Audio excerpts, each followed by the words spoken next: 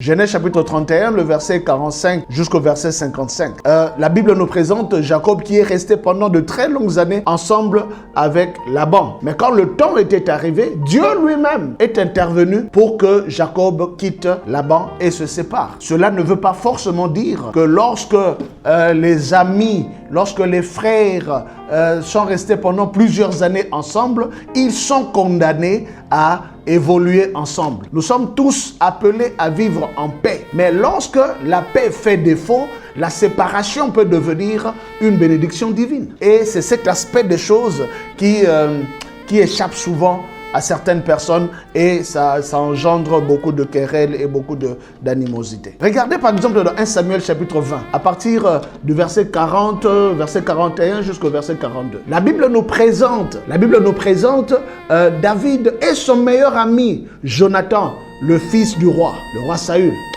C'était des très bons amis.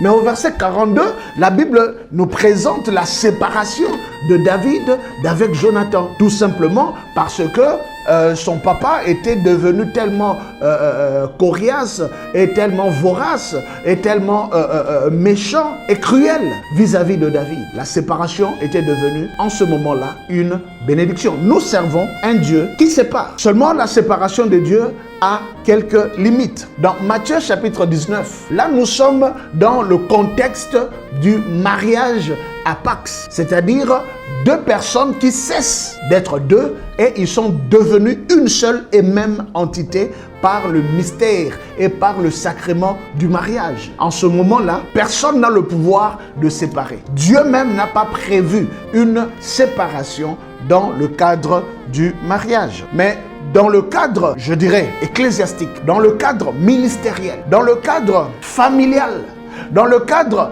amical, il va falloir beaucoup de discernement. Nous ne sommes pas toujours condamnés à marcher ensemble. La Bible dit, deux hommes ne peuvent marcher ensemble que lorsqu'ils se sont mis d'accord. Lorsqu'il y a désaccord, la séparation devient une bénédiction. Même des fois, il n'y a pas de désaccord. Mais seulement Dieu, dans son plan, a tracé que telle personne aille à gauche et telle autre aille à droite. Je vous donne l'exemple de Paul et de Barnabas.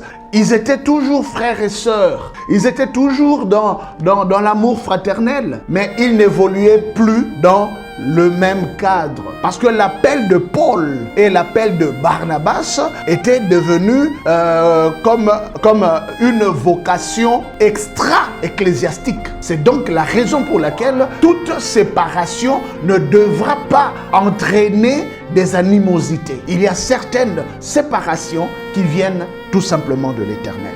Dans la première église, c'est le Saint-Esprit lui-même qui est venu séparer les disciples. Ils étaient en jeûne et ils étaient en prière. Et le Saint-Esprit a ordonné qu'on mette à part ces deux disciples.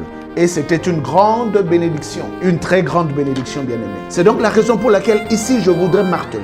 Il va falloir que les leaders chrétiens soient suffisamment devant la face de l'Éternel pour qu'ils sachent à quel moment mettre telle ou telle autre personne à part. Ils étaient en jeûne, ils étaient dans la prière. Et là, ils étaient tellement disposés et disponibles pour écouter la voix de l'Éternel. Et Dieu a dit, mettez-moi à part. C'est juste que certains leaders ne sont pas suffisamment outillés avec l'oreille spirituelle, avec le discernement spirituel pour comprendre que le temps est arrivé pour laisser partir tel frère, laisser partir telle sœur. On veut tout amasser et la conséquence, quand le temps arrive, on n'a pas entendu Dieu, ça devient des dissensions. Or, logiquement, l'Église ou le corps de Christ est un. Le corps de Christ est indivisible. Seulement, il n'y a pas de division, mais il y a seulement des subdivisions. Il peut arriver de fois que l'on se rende compte que le temps est arrivé de se séparer de telle personne. Eh bien, Dieu est un Dieu qui unit, mais Dieu, c'est aussi un Dieu qui sépare. Je vais approfondir cette pensée avec un passage des Écritures. 2 Corinthiens chapitre 6 nous emmène dans un contexte tout autre. La Bible dit, écoutez, ça c'est l'Éternel qui parle. C'est pourquoi sortez du milieu d'eux et séparez-vous, dit le Seigneur. Ne touchez pas ce qui est impur et je vous accueillerai. Je serai pour vous un père et vous serez pour moi des fils et des filles, dit le Seigneur Tout-Puissant. Voyez-vous, bien-aimés, un Dieu qui aime séparer la lumière d'avec les ténèbres, un Dieu qui aime séparer le jour d'avec la nuit, un Dieu qui aime séparer ce qui est pur de ce qui est impur. C'est la raison pour laquelle, bien-aimés, même lorsque nous sommes dans une assemblée dite chrétienne et que l'on commence à se rendre compte qu'il y a des ténèbres qui deviennent une institution dans cette assemblée dite chrétienne, eh bien, les bien-aimés doivent se sentir libres de se séparer d'avec les ténèbres. Je veux ici interpeller tous les chrétiens. Dans le message de la messianité, au fait, la messianité, c'est la lumière. Et c'est cette lumière qui sépare d'avec les ténèbres. Nous sommes tous appelés à vivre comme Dieu. C'est ce que nous appelons la sanctification ou la sainteté. Dieu nous sanctifie et nous-mêmes, nous nous sanctifions également. En commençant par les leaders chrétiens, en commençant par les pasteurs, les dirigeants des âmes. Vous êtes dirigeants parce que Dieu a voulu vous établir comme étant des modèles de pureté, des modèles de sainteté.